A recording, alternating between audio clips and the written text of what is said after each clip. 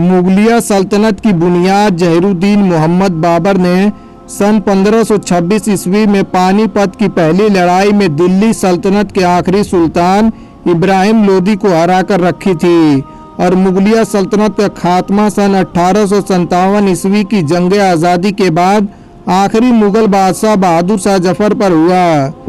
हिंदुस्तान पर लगभग 331 साल की दौरे हुकूमत में 19 मुगल बादशाह तख्त नशीन हुए और मुगलिया सल्तनत अपने सुनहरे दौर में पूरे बर्रे सगीर पर हुकूमत करती रही, यानी आज के दौर के अफगानिस्तान, पाकिस्तान, इंडिया, बांग्लादेश और म्यांमार की कुछ हिस्सा शामिल था।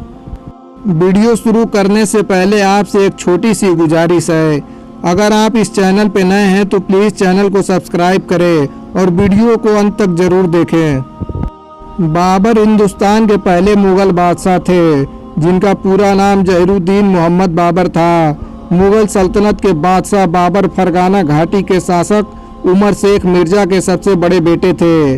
उमर शेख मिर्जा फरगाना की जागीर के मालिक थे और उनकी मां का नाम कुतुल निगार खान था।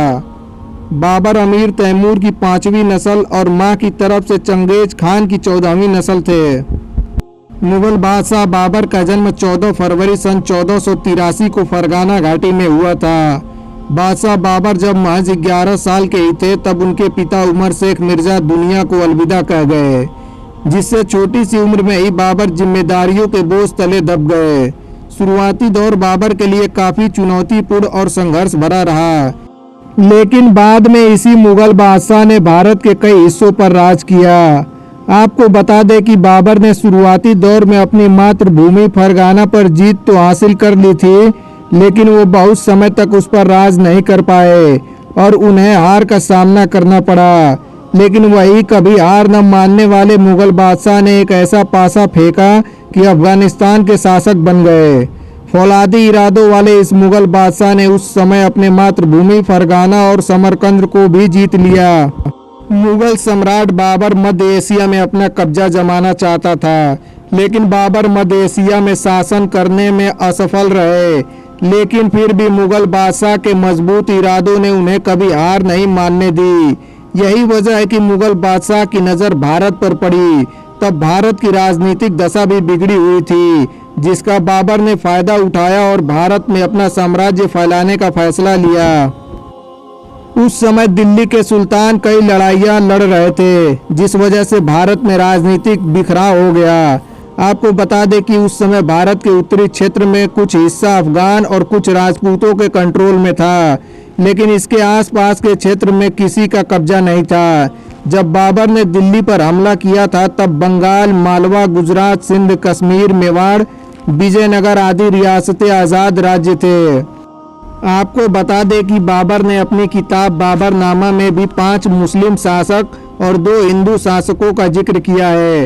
सभी मुस्लिम शासक दिल्ली, मालवा, गुजरात में थे, जबकि मेवाड़ और विजयनगर से 2 हिंदू शासक थे। जब मुगल बादशाह ने दिल्ली पर हमला किया था तब दिल्ली का सुल्तान इब्राहिम लोदी था, लेकिन वो दिल्ली की सल्तनत पर शासन करने में सक्षम नहीं था।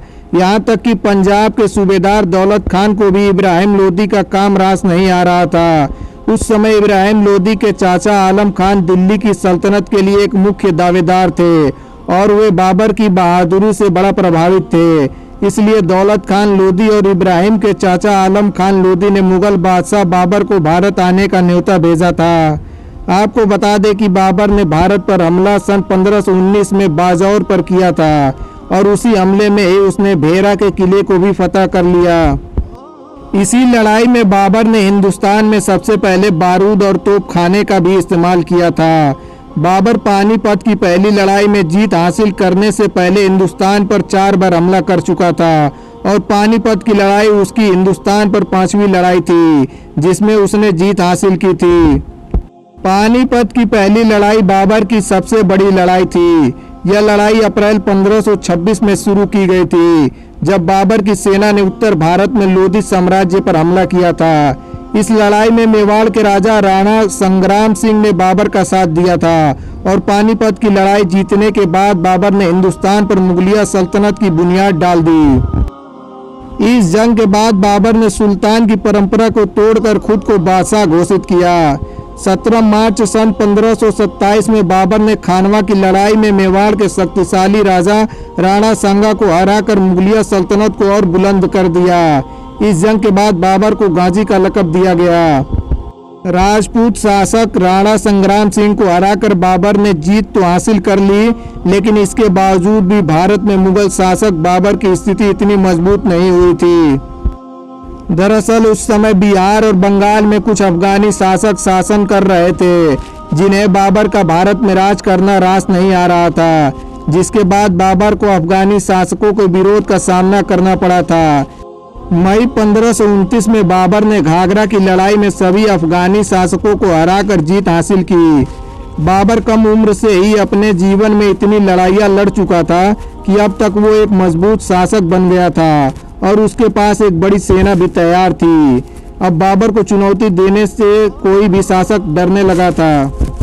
बाबर अब भारत में तेजी से मुगल साम्राज्य का विस्तार कर रहा था और अब तक बाबर का शासन कंधार से बंगाल की सीमा के साथ साथ राजपूत, रेगिस्तान और रणथंभौर, ग्वालियर और चंदेरी के किले समेत दक्षिणी सीमा तक साम्राज्य फैल चुका था।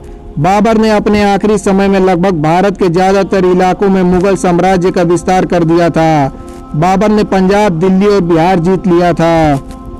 26 दिसंबर 1530 में बाबर की मौत बीमारी की वजह से हो गई थी।